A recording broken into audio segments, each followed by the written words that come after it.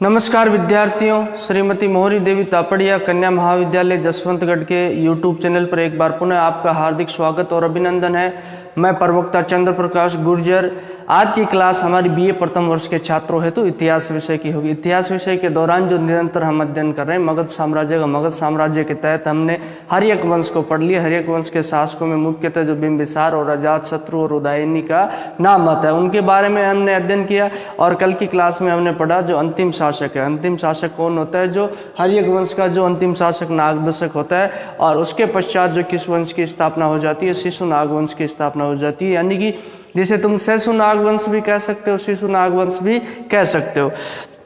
मगध साम्राज्य में हर्यक वंश के शासनकाल के बारे में हमने जिक्र किया। 544 ईस्वी पूर्व से लेकर 412 ईस्वी पूर्व BC यानी बिफोर क्राइस्ट तक इसका शासन रहता है। उसके पश्चात हर्यक वंश के पश्चात किसके शासकों के द्वारा शासन किया? कौन से वंश के? तो शिशुनाग वंश के यानी कि शेषुनाग वंश के शासकों के द्वारा जो शासन किया जाता है 412 ईस्वी से 344 ईस्वी पूर्व तक कहा जाता है। 412 से 344 ईस्वी पूर्व तक शासन किया जाता है। ये मगध साम्राज्य की इस वक्त जो सीमाओं का विस्तार होता चला जाता है और मगध साम्राज्य का राज्य विस्तृत और बहुत ही बड़ा होता जाता है। यहाँ पे मगध पे जो बनने वाले शासकों के द्वारा मगध के जो भौगोलिक क्षेत्र के बारे में हमने बात की थी, जिक्र किया था कि जो आधुनिक बिहार का जो पटना और गया जिला वहीं पे ये मगध साम्राज्य था उस समय अगर बात की जाए तो।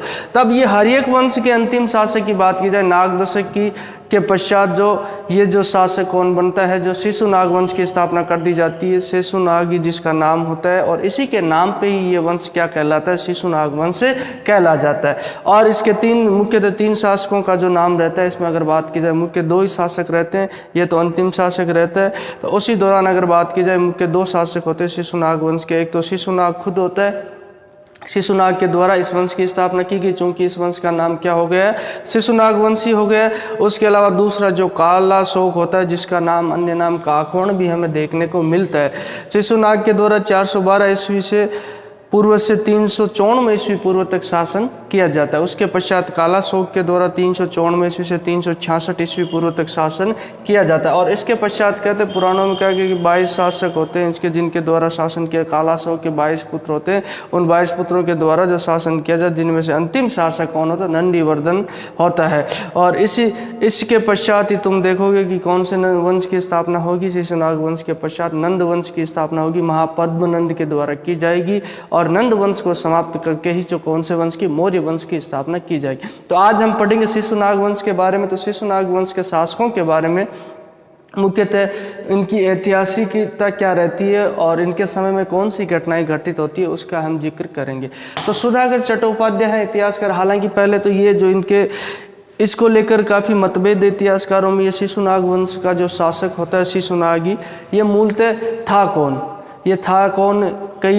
कई जो अगर बात की जाए कई जो साहित्यों में इसका उल्लेख मिलता है वो साहित्यों में, और कि ये तो शूद्र था, कोई शूद्र जाति का व्यक्ति था जिसके द्वारा अपने जो स्वामी की हत्या करके यानी राजा की हत्या करके इसके द्वारा इस वंश की स्थापना की जाती है। उसके अलावा अगर बात की जाए पुराणों में जो पुराण साहित्य उसमें जिक्र मिलता है कि ये कोई शूद्र शासक नहीं था, ये क्षत्रिय शासक था। पुराणों में शिशुनाग को क्या बताया गया? क्षत्रिय। हालांकि अगर चूंकि बात की जाए तो जनता के द्वारा ऐसा सिंहासन पर बिठाया जाता है विद्रोह करके, तो ऐसा नहीं हो सकता कि जनता के द्वारा जो शूद्र शासक को बैठाया गया। संभवतः यही जो अनुमान लगाया जाता है इतिहासकारों के, संभवतः ये कोई क्षत्रिय शासक ही था।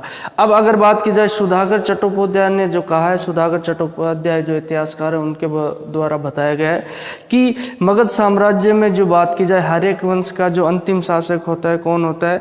नागदशक होता है। और अंतिम शासकों में अगर बात की जाए पुराणों में जो कई शासकों के नामों का जिक्र होता है यही नागदशक अंतिम होता है। ये दुर्बल और अयोग्य शासक होता है।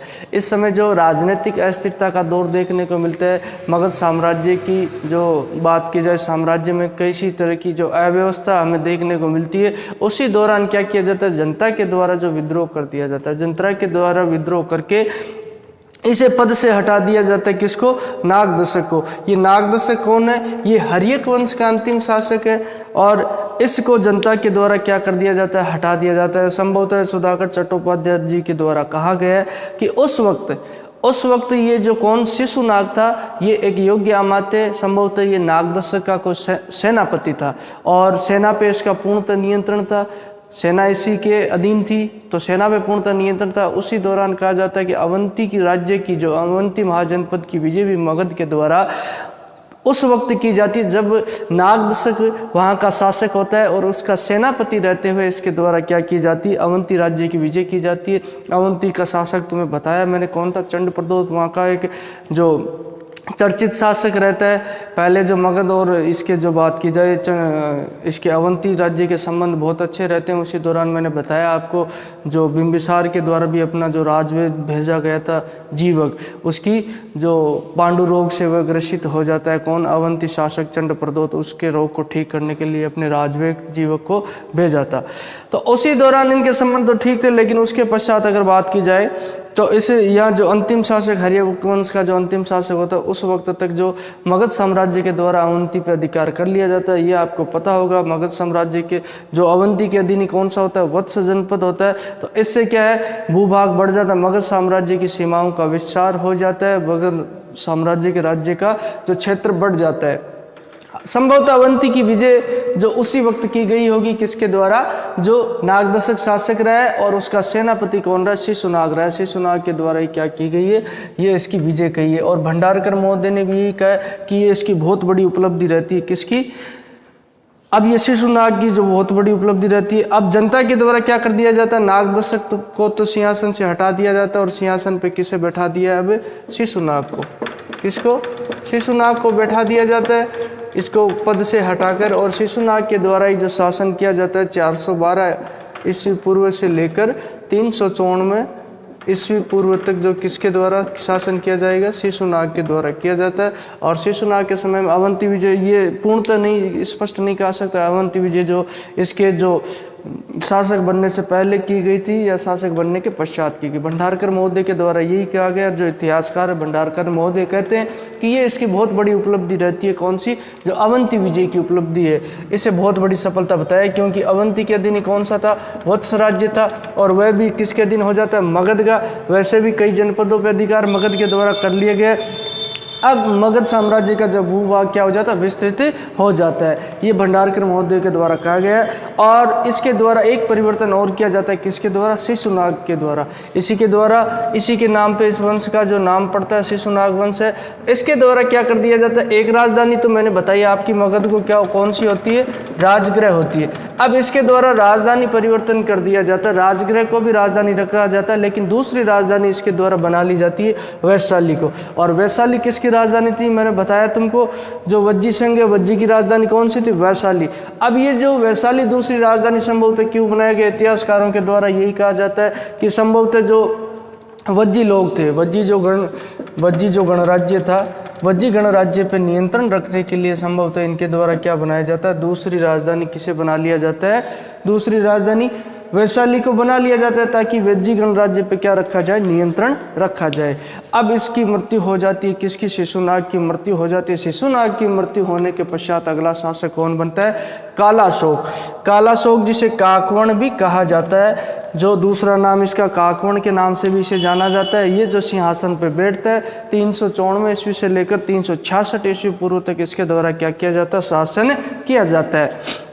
कालाशोक है जो मगध साम्राज्य का शासक बन जाता है। अब इसके द्वारा जो सबसे बड़ा परिवर्तन किया जाता है सिंहासन पर बैठने के पश्चात, अगर बात की जाए इसके समय में घटी ऐतिहासिक घटनाओं का जिक्र किया जाए तो इसके द्वारा जो राजगृह वैशाली तो ये राजधानी थी, इसके अलावा जो इसके द्वारा जो इन दोनों की जगह राजधानी को स्थानांतरित कर दिया जाता है, और राजधानी स्थानांतरित करके ये पाटलिपुत्र को अपनी राजधानी बना लिया जाता है। और यही जो अब से क्या हो जाता है, मगध साम्राज्य की जो स्थायी राजधानी हो जाती है।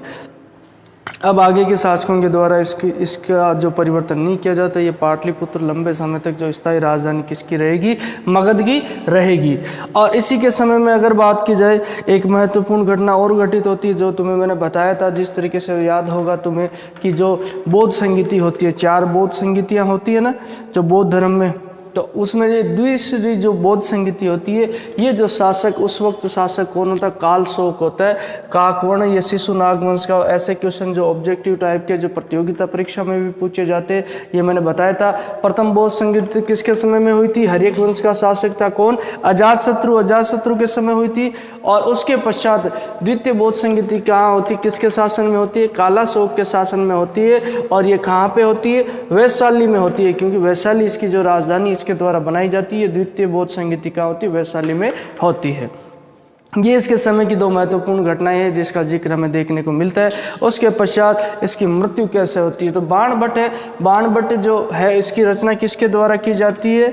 हर्ष के द्वारा की जाती है ना, सॉरी, बाणभट्ट की रचना उसके द्वारा की जाती है। याद नहीं आ रहा मुझे नाम, अगर बताऊं तो मैं। बाणभट्ट की रचना, बाणभट्ट के अनुसार ये कहा जाता है, बाणभट्ट की जो रचना हर्षचरित्र रचना है उसमें ये कहा जाता है, बाणभट्ट के द्वारा जो हर्षचरित्र की रचना की जाती है, हर्षचरित्र। ये बाणभट्ट कौन था? ये दरबारी था। ये दरबारी किसका था?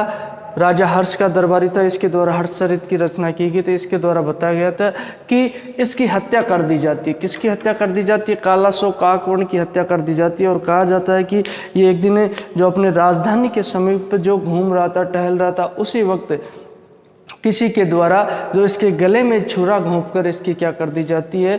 कालाशोक की हत्या कर दी जाती है। और संभवतः वह जो राजहंता कौन था, राजा की हत्या करने वाला, इसके द्वारा कहा गया है कि ये महापद्मनंद ही था, न कि कोई दूसरा व्यक्ति। महापद्मनंद जिसके द्वारा क्या, कौन से वंश की स्थापना की जाएगी? आगे नंद वंश की स्थापना की जाएगी। और इसके पश्चात इसकी क्या हो जाती है? कालाशोक की मृत्यु हो जाती है। महाबोधि वंश जो ग्रंथ है उसमें कहा जाता है कि कालाशोक की मृत्यु के पश्चात उसके 10 पुत्रों द्वारा, कितने पुत्रों द्वारा? उसके 10 पुत्र होते हैं जिनके द्वारा क्या किया जाता है? 22 वर्षों तक शासन किया जाता है। और अंतिम शासक जो बात की जाए इस कौन से वंश का? शिशुनाग वंश का जो अंतिम शासक कौन होता है? नंदीवर्धन होता है। अंतिम शासक कौन होता है? नंदीवर्धन। कर्टियस ये यूनानी लेखक है। ये किसके साथ आता है भारत? ये सिकंदर के साथ भारत आता है। जब सिकंदर अलेक्जेंडर के द्वारा भारत पे आक्रमण किया जाता है ना, उसके द्वारा जो अपने यात्रा वृत्तांत में उल्लेख किया गया है कि किस तरीके से जो बात की जाए नंद वंश की स्थापना होती है। तो ये हमें कर्टियस क्या कहता है कि महापद्मनंद के द्वारा जो मगध साम्राज्य के राजा है उसकी हत्या कर दी जाती है। और वह उसके पुत्रों का क्या बन जाता है? संरक्षक बन जाता है। और धीरे धीरे जो संरक्षक के रूप में कार्य करते हैं उसके द्वारा जब मगध के सिंहासन पर क्या कर लिया जाता है? अधिकार कर लिया जाता है। और इसी के पश्चात क्या हो जाती है? कौन से वंश की स्थापना हो जाती है? नंद वंश की स्थापना हो जाती है।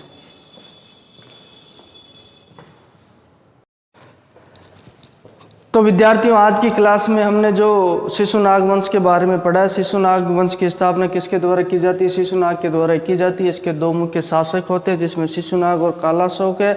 और उसके अलावा अंतिम शासक कौन होता है? लास्ट नंदीवर्धन होता है। संभवतः 344 ईस्वी पूर्व तक इनके द्वारा क्या किया जाता है? मगध पे शासन किया जाता है। और नाग दशक के समय अगर बात की जाए, मुख्य घटना क्या होती है? अवंती का विलय उसके द्वारा कहाँ कर लिया? मगध में कर लिया जाता है। और इसी के साथ वत्स जनपद भी उन्हें मिल जाता है। और इसके अलावा इसके द्वारा जो अपनी राजधानी परिवर्तित की जाती है और अपनी राजधानी जो राजगृह से परिवर्तित करके कहाँ बना ली जाती है? वैशाली बना ली जाती है। जब इसकी मृत्यु हो जाती है, किसकी?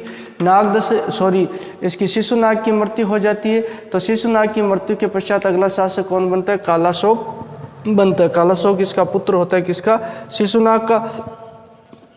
शिशुनाग के समय जो अपनी राजधानी स्थानांतरित करके जो पाटलिपुत्र ले जाता है और पाटलिपुत्र हमेशा के लिए मगध की स्थायी राजधानी हो जाती है। और इसी के समय में क्या होती है? द्वितीय बौद्ध संगीति होती है। जो हर्षचरित्र का लेखक है बाणभट्ट के अनुसार कहा जाता है कि महापद्मनंद के द्वारा ही जो किसकी? कालाशोक काकवर्ण की हत्या कर दी जाती है अपने राजधानी के समीप घूमते वक्त। उसके द्वारा उसके गले में जो छुरा घोंप के इसके द्वारा क्या हत्या कर दी जाए? महाबोधि वंश कहता है कि इसके पश्चात इसके 10 पुत्र होते हैं जिनके द्वारा संयुक्त रूप से जो 22 वर्षों तक शासन किया जाता है, जिसमें अंतिम शासक संभवतः नंदीवर्धन होता है। और नंदीवर्धन जो लास्ट शासक होता है किसका? कौन से वंश का? शिशुनाग वंश का। और उसके पश्चात जो कौन से वंश की स्थापना हो जाती है? नंद वंश की। नंद वंश की स्थापना के बारे में हम कल पढ़ेंगे। नंद वंश का संस्थापक कौन होता है? ये महापद्मनंद ही होता है।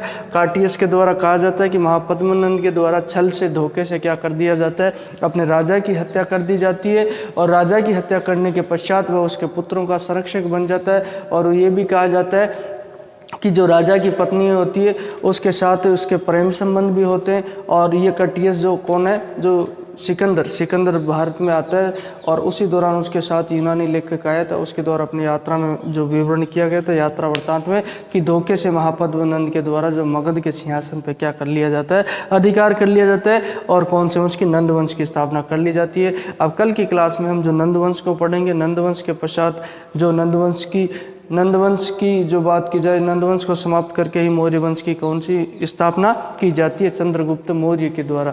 जो अंतिम शासक धननंद होता है उसकी हत्या चंद्रगुप्त मौर्य के द्वारा कौटिल्य की सहायता से करते हुए कौन से वंश की, नंद वंश की स्थापना कर दी जाती है। इनके सारे नोट्स मैं आपको भेज दूंगा और उम्मीद करता हूँ कि आप घर पर बेहतर तरीके से और ईमानदारी के साथ पढ़ रहे होंगे।